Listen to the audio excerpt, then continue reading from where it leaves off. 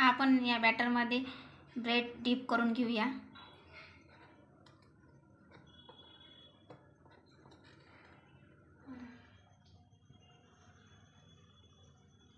तव्यावर टाकून घेऊया।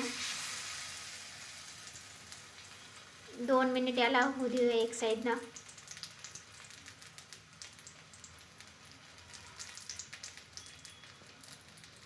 दुसऱ्या साईडनं आपण याला भाजून घेऊया। आपल्याला दोन्ही साईडनं भाजून घ्यायचं आहे।